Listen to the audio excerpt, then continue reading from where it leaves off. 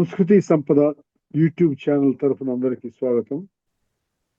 శ్రీమద్ భగవద్గీత ఆధ్యాత్మిక రహస్యాలు అనే శీర్షికలో శ్రీ త్రినాథ్ గారు ధారావాహిక ప్రసంగం చేస్తున్నారు. వారి ధారావాహిక ప్రసంగంలో ఈరోజు 400వ ప్రసంగం చేస్తున్నారు. శ్రీ త్రినాథ్ గారికి స్వాగతం. నమస్కారం అండి.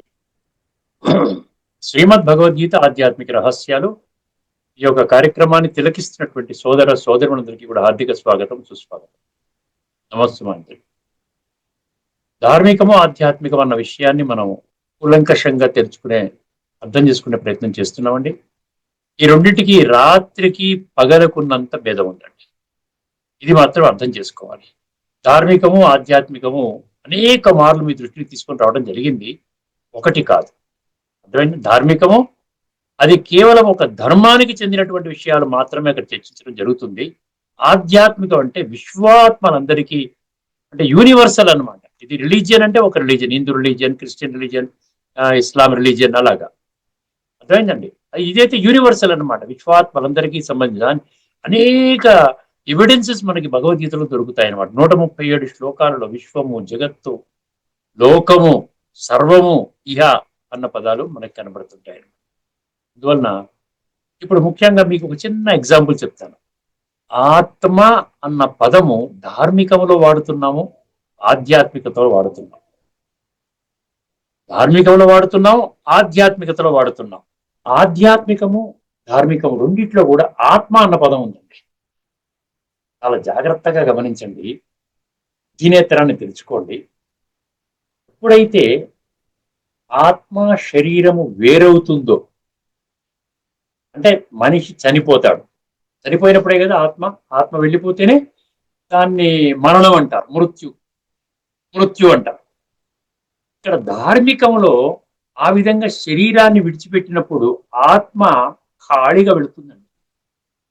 అంటే ఎటువంటి ప్రక్షాళన చేసుకోకుండా వెళుతోంది. అంటే ఇప్పుడు ఎటువంటి పరిస్థితిలో ఉన్నది? ఇప్పుడు కలియుగం యొక్క అంతిమ సమయములో తమో ప్రధాన స్థితిలో ఉన్నది. సో ఈ తమో ప్రధాన స్థితిలో ఉన్న ఆత్మ యథాతథంగా వెళుతుంది. అర్థమైందండి? ఇది అదే విధంగా ఆధ్యాత్మిక జగత్తులో ఏం చేస్తామంటే ఆత్మ కుళ్ళిపోయింది, ఆత్మ 3వ స్థితికి చేరుకున్నది, సాత్విక, రాజసిక, తామసిక స్థితికి చేరుకున్నది. అర్థమైందండి? ఇప్పుడు ఇటువంటి స్థితిలో పోయినట్లయితే మన జీవితం ఏ విధంగా, దాని పరిణామాలు ఎంత తీవ్రంగా ఉంటాయి అన్న విషయము మనకి భగవద్గీత ఆధ్యాత్మిక రహస్యాలు తెలుసుకోవడం ద్వారా అర్థం చేసుకున్నాం. కాబట్టి ఇక్కడ ఆత్మ మీద పట్టింపు ఉంటే, ఆత్మ మీద పురుషార్థం చేసుకున్నప్పుడు అది నిండుగా వెళుతుందండి, నిండుగా వెళుతుంది, కంప్లీట్ గా వెళుతుంది అన్నమాట. అర్థమైందండి? సో ఆ విధంగా మన గుణాలు, శక్తులు అవి బాగా నింపుకొని సంస్కారాల పరివర్తన చేసుకొని మనం వెళితే మన భావి జీవితం బాగుంటుంది. సో ఆధ్యాత్మికంలో ఆత్మ యొక్క అర్థము, ధార్మికంలో ఆత్మ అనుకోవడం కేవలము. సో ఈ యొక్క విషయం ఒక్కసారి గుర్తించండి, మీకు అర్థమవుతుంది.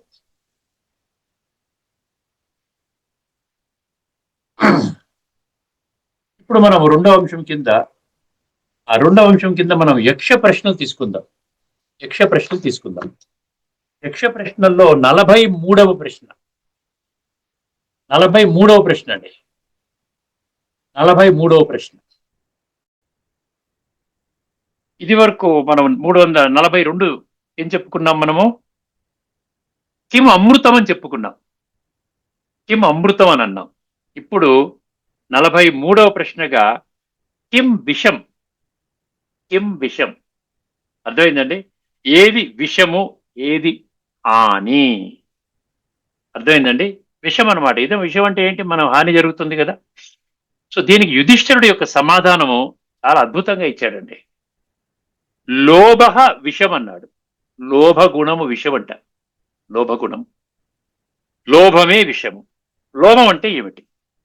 లోభం అంటే అధిక ఆశ, అసంతృప్తి. ఎంత ఉన్నా కూడా అసంతృప్తి, నాకు ఇంకా కావాలి అనేటువంటి దాహము. అది ధనము కావచ్చు, పదవి కావచ్చు, భోగభాగ్యాలు కావచ్చు, అంటే ఇంద్రియాల ద్వారా మనం భోగించేటువంటి సాధనాలు కావచ్చు, లేదా ఆదరాభిమానాలు కావచ్చు. అందరూ నన్ను గౌరవించాలి, అందరూ నన్ను పట్టించుకోవాలి, అందరూ నన్ను గొప్పవాడిగా గుర్తించాలి, నేను చాలా గొప్పవాడిని, ఇంత కృషి చేస్తున్నాను. అర్థమైందండి? ఇటువంటి ఇచ్చ అనమాట, అది లోభగుణము అంటున్నాడు. అందుకనే లోభమే విషము అంటున్నాడు. ఇది తీరే దాహం కాదు, తీరినట్లే కనిపిస్తుంది, కానీ తర్వాత మరింత పెరిగిపోతుంది. అర్థమైందండి? మరింత పెరిగిపోతుంది. లోభము వల్ల ఏమి జరుగుతుంది? లోభము మొదట మనస్సును కలుషితం చేస్తుంది. మనసే కదండి అన్నిటికీ మూలము. ఏమండి? మనసుని కలుషితం చేస్తుంది.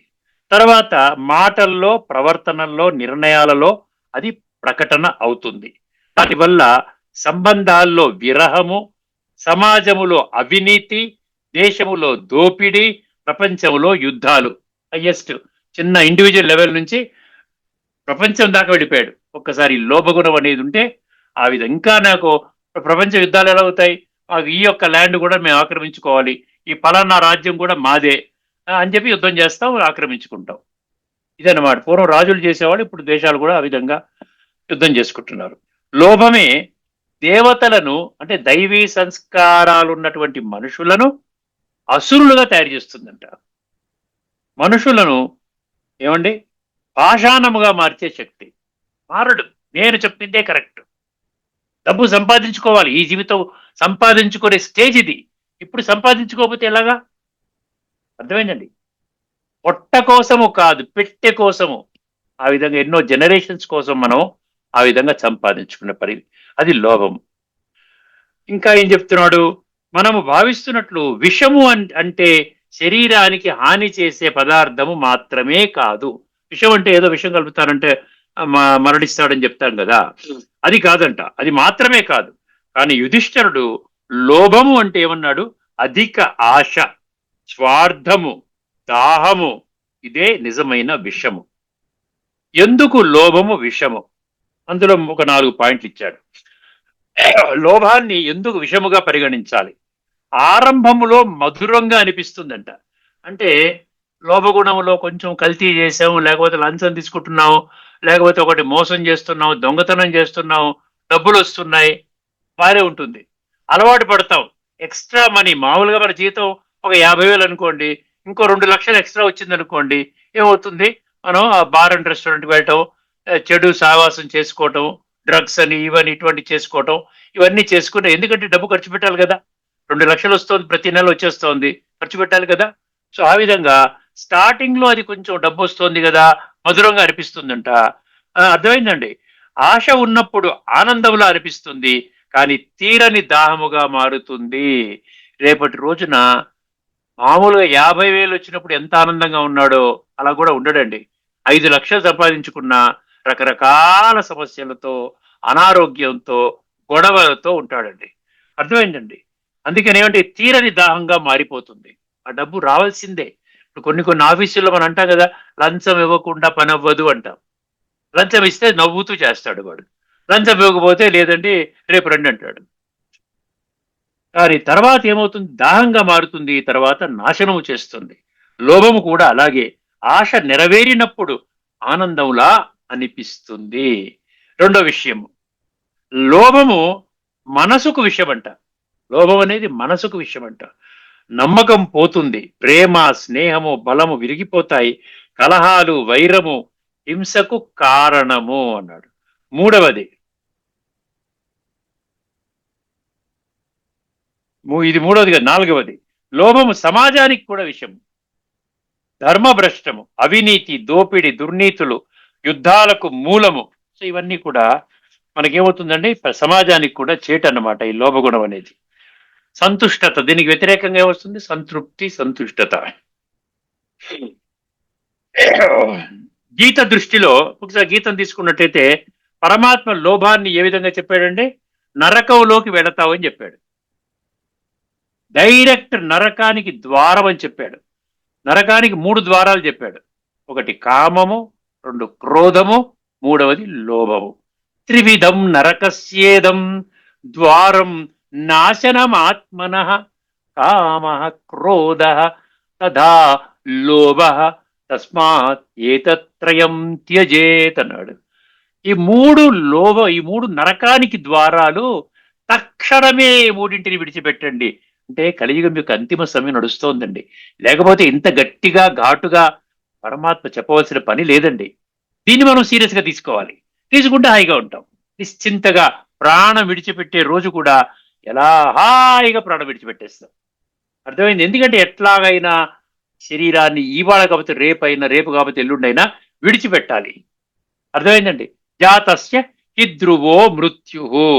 అందుకే 16వ అధ్యాయంలోని 21వ శ్లోకం అనమాట. త్రివిధం నరకస్యేదం. కామ క్రోధ లోభ ఇవన్నీ నరకానికి ద్వారాలు. ఇవి మనస్సుకు విషము. ఈ విషము వెలుపల కాకుండా లోపలే తయారవుతుంది. బయటికి కాదు, లోపల తయారవుతుంది. ఆ కాంట్రాక్ట్ సంపాదించుకోవాలి. వాడిని ఏది తలదన్నైనా ఇన్ఫ్లుయెన్స్ పెట్టి అయినా రికమెండేషన్ చేయించుకుని ఆ పలానా కాంట్రాక్ట్ వాడికి పోకుండా చూడాలి, మనం తెచ్చుకోవాలి. ఇలాగే నడుస్తుంది. మనసంతా విషపూరితంగా ఉంటుందన్నమాట. అర్థమైందండి? లోపలే తయారవుతుంది. ఆత్మను నాశనము చేస్తుంది అన్నాడు. గీత ప్రకారం లోభం అంటే ఆత్మ హింసక విషం అంట.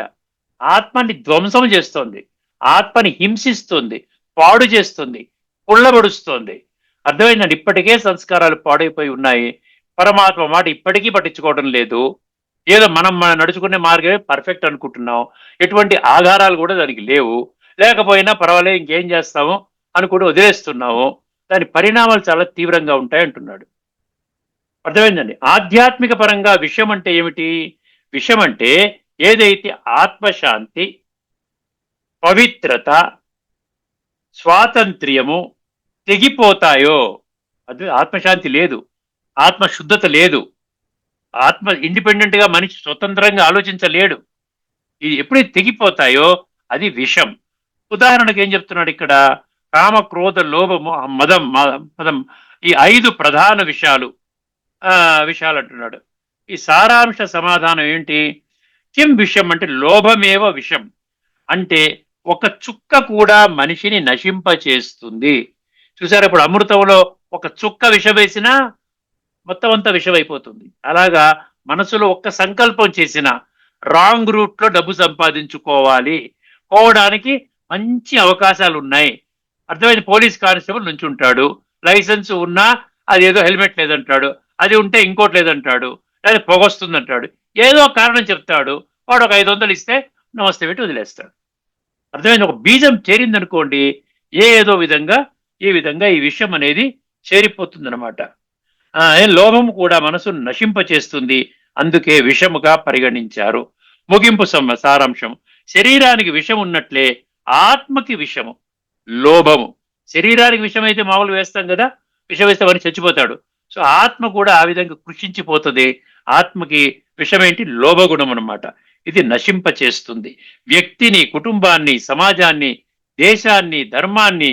అందుకే యుధిష్ఠుడు స్పష్టంగా అన్నాడు, కిం విషం, లోభమే విషం. రామాయణంలో ఒక ఉదాహరణ ఇది చెప్తున్నారండి. కైకేయి హృదయంలో మందర మాటలతో లోభం పుట్టింది. చిన్న ఎగ్జాంపుల్. ఇవన్నీ మనకి పాఠం నేర్పడానికండి ఇవన్నీ కూడా. పదవి కోరిక, కొడుకుకు రాజ్యం అని అనుకున్నారామె, అది అధర్మ ద్వారం అయ్యింది. మొత్తం రాజ్యం విషములా మండిపోయింది.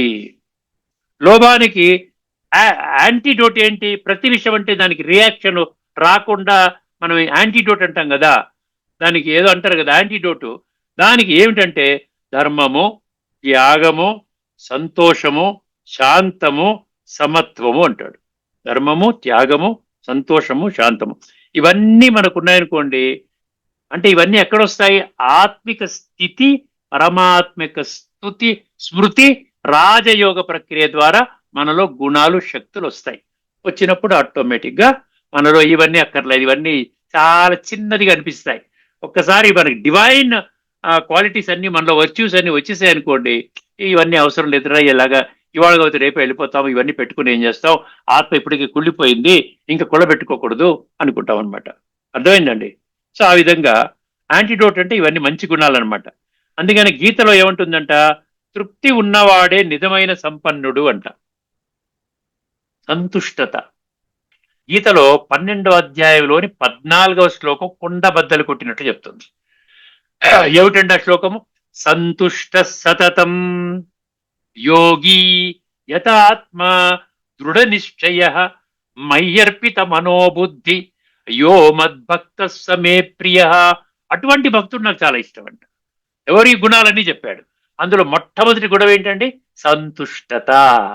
సంతుష్టత ఉన్నది అంటే లోభగుణం లేనట్టే. అర్థమైందండి? తృప్తి అంటే అంతరంగంలో తృప్తి, సంతృప్తి వచ్చినప్పుడు విషము పని చేయదు. విషం పని చేయదు. వస్తుంది, డబ్బు వస్తుంది, నాకు అక్కర్లేదు అనేస్తాం అంతే. లేదంటే మీరు లంచం తీసుకున్నారంటే నేను పై అధికారికి రిపోర్ట్ చేస్తాను, అటువంటి శక్తి కూడా వస్తుందండి. ఎప్పుడైతే ఇది అర్థమవుతుందో ఈ విధంగా ఆత్మని పతితం చేస్తోంది అని చెప్పి అనుకున్నప్పుడు తను కూడా పావనంగా అవే ప్రయత్నం చేస్తాడు, ఇతరులకు కూడా ఒక మంచి మార్గదర్శకాన్ని సూచిస్తాడు. ఇప్పుడు ముగింపులోనండి, లోభము లేదు అని చెప్పలేము. మనందరిలో అందరిలో లోభం ఉందంట. లోభము లేదు అని చెప్పలేము. మనందరిలో ఏదో ఒక రూపంలో లోభం ఉన్నది. కానీ దానిని గుర్తించాలి, దాన్ని త్యజించాలి. ఎందుకంటే లోభమే విషము. ఈ విషము నిశ్శబ్దంగా మన శాంతిని, ప్రేమను, ధర్మాన్ని కరిగిస్తూ ఉంటుంది. అందుకే యుధిష్ఠరుడు ఆ అసలు విషయాన్ని చూపించాడు. తాత్పర్యం ఏంటండి? విషయం బయట ఉంది కాదు, మనసులోని లోభమే విషము. దానిని జయించడము ధ్యానము, సేవ, సత్యాచరణ, పరమాత్మ స్మరణ, వీటి ద్వారా దీనిని మనము త్యజించవచ్చును అంటున్నాడు. సో ఇక్కడతో మనం యక్ష ప్రశ్న అయిపోయిందండి. కిం విషం? లోభమే విషం. ఇప్పుడు మనము ఉపనిషత్తు ఒక అద్భుతమైన శ్లోకం తీసుకెళ్ళిపోతున్నాండి. చాలా జాగ్రత్తగా వినండి. చాలా సులభంగా అర్థమవుతుందండి, ఏమీ కష్టం లేదు. ఈ యొక్క ఉపనిషత్తు శ్లోకం ఏం చెప్తుందంటే, భగవద్గీతలో మనకి చాలా స్పష్టంగా ఒక విషయం చెప్పడం జరిగింది. ఏమిటండి? భగవంతుడు ఒక్కడే, ఇద్దరు భగవంతుడు లేరు. భగవంతుడు నిరాకారుడు, జ్యోతి స్వరూపుడు, విశ్వాత్మలందరికీ తండ్రి, దివ్య గుణాల సాగరుడు, సర్వశక్తి మంతుడు, సృష్టి యొక్క ఆది మధ్యాంతాల జ్ఞాత, పతిత పావనుడు. అన్ని గీతలో ఉన్నాయండి. అంటే తత్వజ్ఞాన కోణములు అర్థం చేసుకుంటే, అంటే నూటికో కోటికో కొద్ది మంది మాత్రమే తెలుసుకుంటారు అని 7వ అధ్యాయం 3వ శ్లోకంలో చెప్పారు చూసారా? ఆ విధంగా అర్థము చేసుకున్న వాళ్ళకి అర్థమవుతుందన్నమాట, భగవంతుడు ఒక్కడే. ఒక్కడే భగవంతుడు అని ఎప్పుడైతే నిర్ధారణ అవుతుందో, రుజువులతో, ఏదో అంధవిశ్వాసంతో కాదు, ఎవరో చెప్పారని కాదు, బ్రహ్మకుమారి చెప్తున్నారని కాదు, 100% రుజువులతో. అసలు చెప్పాలంటే శాస్త్రాల్లో మీకు రుజువులతో పాటు చెప్పడానికి అందరూ భగవంతులే అనడానికి రుజువులు లేవండి. 33 కోట్ల దేవీ దేవతలు కూడా భగవంతులే అనడానికి రుజువులు లేవు. ధర్మస్థాపకులు కూడా భగవంతులే, రుజువులు లేవు. సాధువులు, సన్యాసులు, ఋషులు, మునులు, జగద్గురువులు, పీఠాధిపతులు, మహామండలేశ్వర్లు మొదలైన వారందరూ కూడా భగవంతులే, రుజువులు లేవు. కానీ భగవంతుడు ఒక్కడే అన్నదానికి మొత్తం 100 రుజువులు మీకు నేను ఇవ్వగలుగుతాను. అర్థమైందండి? ఇప్పటికే మనం చర్చించుకున్నాం, అదే విషయాన్ని చర్చిస్తున్నాం. భగవంతుడు ఒక్కడే అన్న టాపిక్ మీదనే ఇవన్నీ చర్చిస్తూ వస్తున్నాం. దగ్గర ఇప్పుడు 400వ ఎపిసోడ్కి వచ్చేసాం. అర్థమైందండి? అంటే 200 గంటలు మనం చర్చించామండి భగవద్గీత తత్వాన్ని. దయచేసి బుద్ధి నేత్రాన్ని తెలుసుకోండి. కేవలం ఏదో పుక్కిటి పురాణం లాగా వినకండి. ఇప్పటి వరకు విన్నారు, సమయాన్ని వ్యర్థం చేసుకున్నారు, జీవితం వ్యర్థమైంది. ఇప్పటి వరకు ఆత్మ సంస్కరించబడలేదు, ఆత్మ అశుద్ధిగా ఉంది, దాన్ని సంస్కరించుకోవాలి. ఇప్పుడు ఏ శ్లోకాన్ని తీసుకెళ్తున్నా? ఇది 45వ మంత్రం అండి. నేను మొత్తం సీరియల్లో వేసుకున్నాను. ఇప్పటి వరకు ఎన్ని మంత్రాలు చర్చించుకున్నామంటే 44 మంత్రాల లిస్టు నుంచి వచ్చిందండి నాకు. అర్థమైందండి? 45వ మంత్రం ఇది. ఏమిటండి ఈ మంత్రము? ఈ పేరేంటి?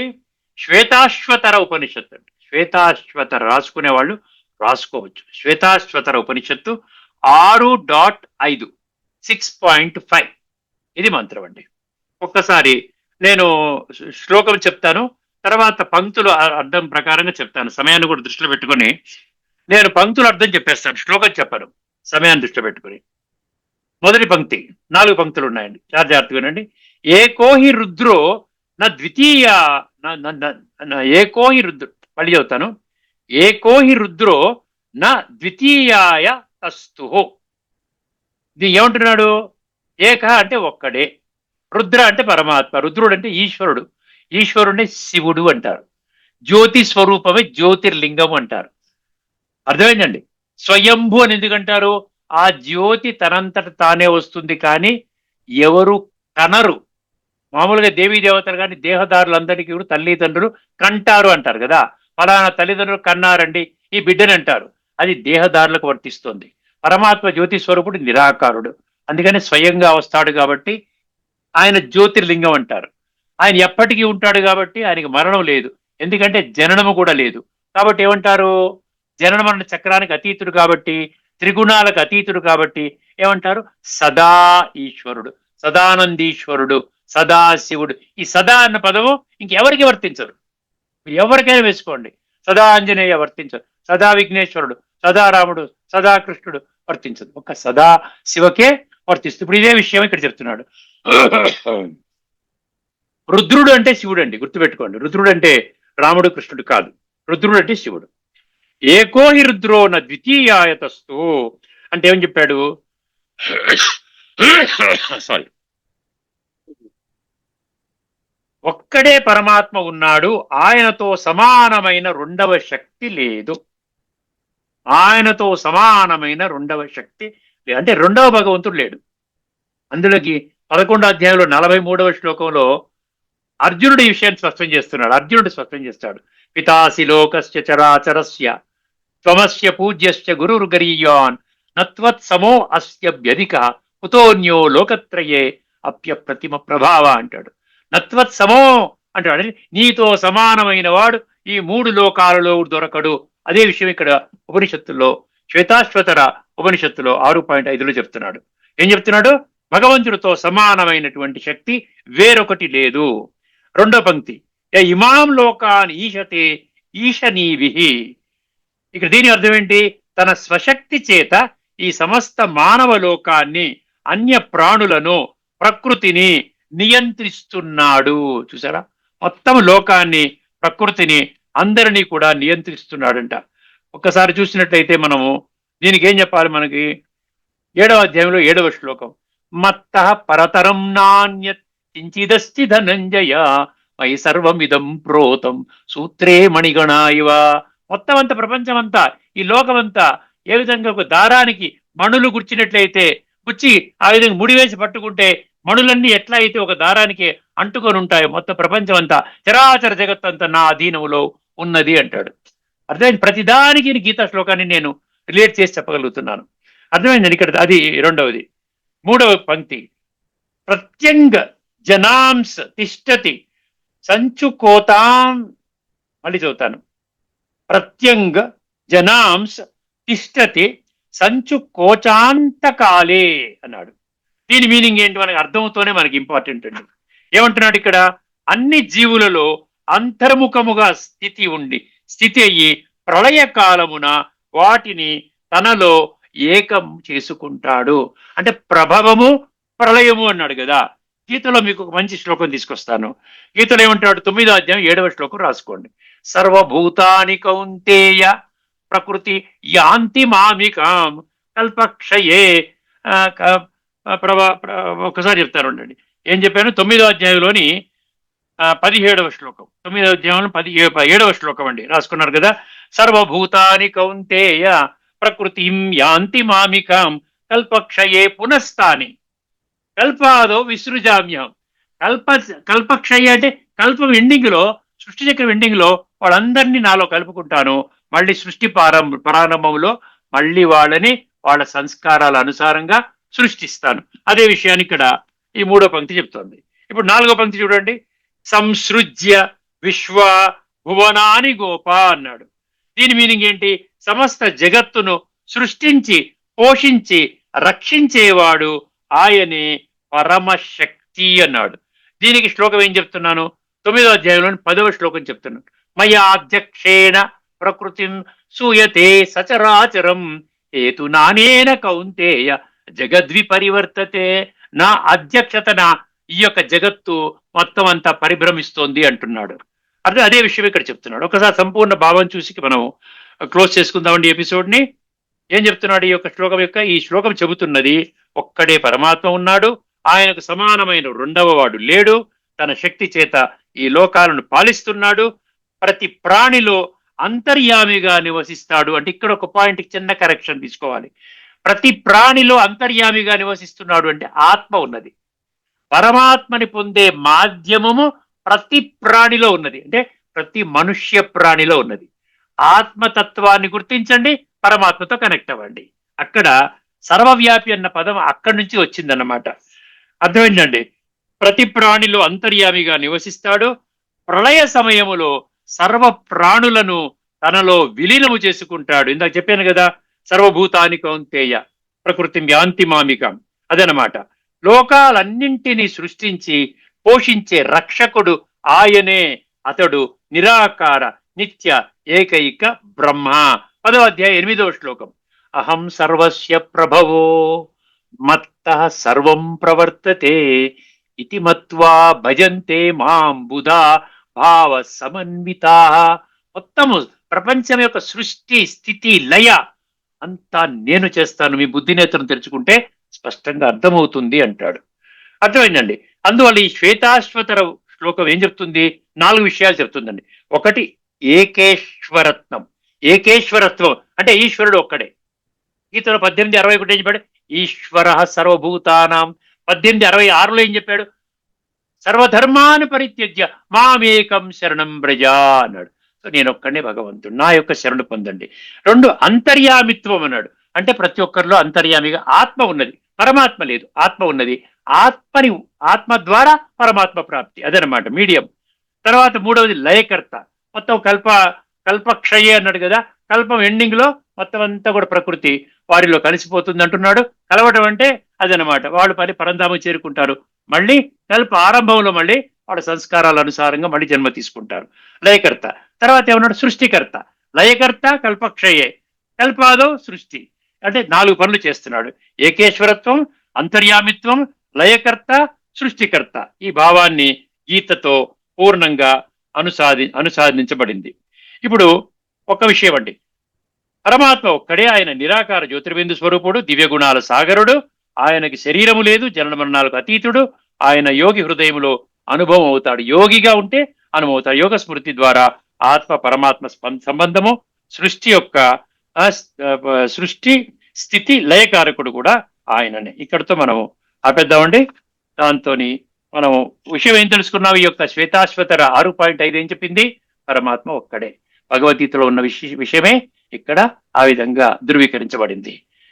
మనం తదుపరి ఇక్కడితో ఈ చర్చను ముగించుకొని తదుపరి ఎపిసోడ్ లో ఈసారి ఒక అద్భుతమైనటువంటి గీతా శ్లోకముతో మీ ముందు ప్రత్యక్షమవుతానండి. అదేవిధంగా 43వ ఇది యక్ష ప్రశ్న తీసుకొచ్చాను కదా, 44వ ప్రశ్న మనం చర్చించుకోబోతున్నాం. ఓకేనండి? అంతవరకు సెలవు. అందరికీ నమస్కారం. లోకా సమస్త సుఖినో భవంతు. ఓం శాంతి. శ్రీమద్ భగవద్గీత ఆధ్యాత్మిక రహస్యాలు అనే శీర్షిక ద్వారా ధారావాహిక ప్రసంగం చేసిన శ్రీ త్రినాథ్ గారికి ధన్యవాదాలు. నమస్కారం అండి. ఓం శాంతి.